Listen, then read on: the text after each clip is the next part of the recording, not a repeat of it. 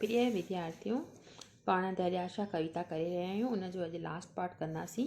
11 point आहे त दम ईसा फूकिन हर वाह में कसी सबका सहके पई चाह में कणस आब हैवान अची गाह में कदम खज़र जो आ हर राह में थे जंग गुलशन थे बाग रोशन थी हर बूटी बहके पखी तैते छहके दितारे थी अखियुनि खे हर गाह गाह भले आए जी आए दरियाशाह। त इहा जेका कविता पाण करे रहिया आहियूं सिंधी नदीअ जी जेका दरियाशाह कविता आहे उन जूं पाण 10 पॉइंट्स करे चुकासीं। ॿिए पार्ट थर्ड जी कंटिन्यू करे रहिया आहियूं।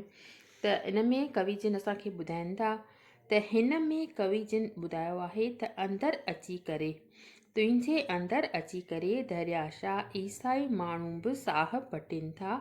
जेका कसी माना ख़राबु जेका घटि दर्जे जी हवा आहे उहा सभिनी हंधि चहिके पई। जेका ख़राबु हवा आहे उहा हाणे ख़ुशबू थी करे गाह में मिले थी। परमात्मा जी हवा हर राह में तोसां गॾु हली रही आहे। परमात्मा सां गॾु उहा हवा बि असांखे तमामु घणो आनंद ॾेई रही आहे। तुंहिंजे अचण सां हर जंगल में हर बयाबान में बि हरियाली ऐं हर बाग़ बि रोशन थी वियो आहे। हर हिकु कली हिकु नंढी जेका कली आहे उहा फुटी गुल थी पई आहे ऐं उन ते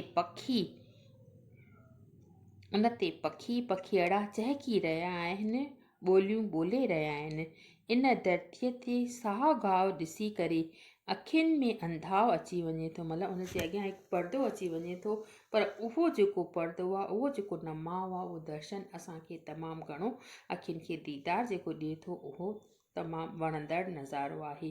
इन करे हर वक़्तु दिलि मां इहा आस निकिरी रही आहे त ए दरियाशाह तूं भले आहे जी आहे, जंहिंजे ॾिसण सां असांखे हेतिरो घणो आनंद प्राप्त थिए थो।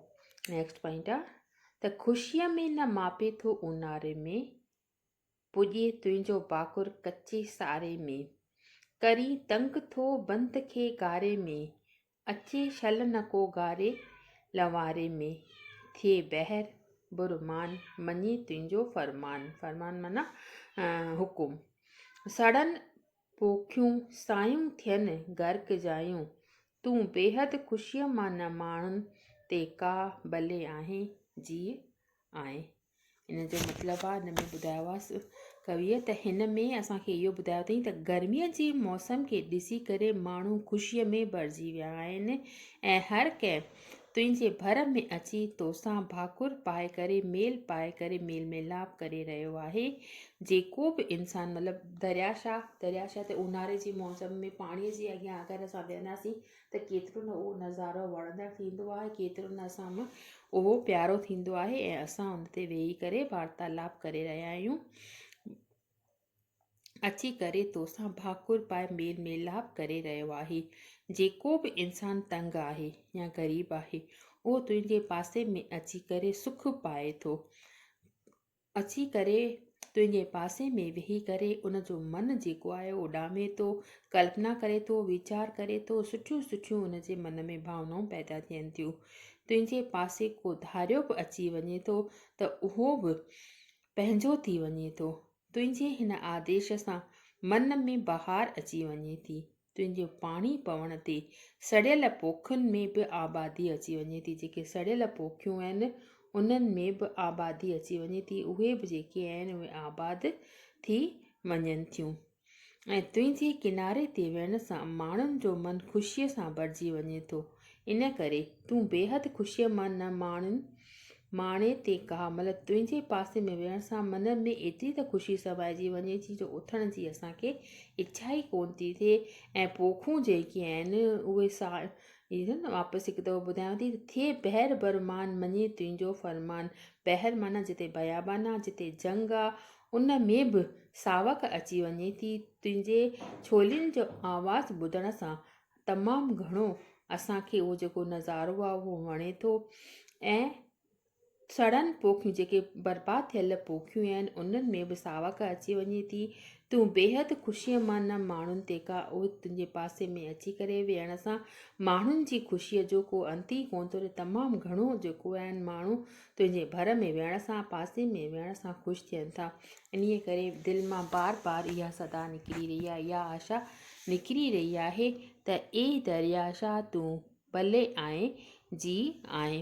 अॻिते ॿुधाए थो हिन में त नेक्स्ट पॉइंट आहे 11वीं ऐं 12वीं थी वई। 13 तव्हां किताबु खोले वेंदियूं कयो। मां बार बार तव्हांखे चवां थी त पोइट्री जेॾीमहिल कयूं त जेॾीमहिल तव्हां इहो वीडियो ॿुधियो त ओॾीमहिल तव्हां पंहिंजे साम्हूं किताबु खोलियो। त अॻे पॉइंट आहे अॻिते जेका आहे उहा इहा आहे त भला ॿेड़ी तुंहिंजी छुई आसमान चढ़नि मास हेदर मिसल आसमां ही सच नुंहं जी कश्ती जी आसमान जंहिंजे सड़न आ चटियो आसमान भला औज तुंहिंजी भला मौज तुंहिंजी अजब तुंहिंजूं छोलियूं ॾियनि वह जूं लोलियूं ही लोलियूं थियूं ॿोलियूं करे नियनि सा भले आए जी आहे दरियाशाह। हिन में असांखे कविअ ॿुधायो आहे त आसमान छुअण सां त तुंहिंजे पाणीअ में वेही करे कोई आसमान छुअणु चाहे थो त उते ही जेको कवि हिन जेका कविता लिखी आहे हैदर बख़्श जतोई उहो चवे थो त जिन चवनि था त ॿेड़ीअ में चढ़ी हू हिकु मिसाल क़ाइमु थो करणु चाहे।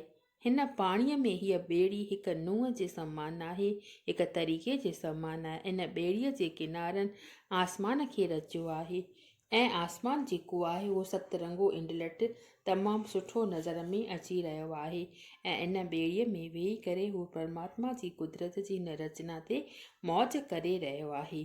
तुंहिंजूं मौज करे रहियो आहे। तुंहिंजूं जेके ही लोलियूं आहिनि उहे बातेलियूं ॿोलियूं करे रहियूं आहिनि। असांखे तमामु घणियूं मंदर खे मन खे विंदराए रहियूं आहिनि।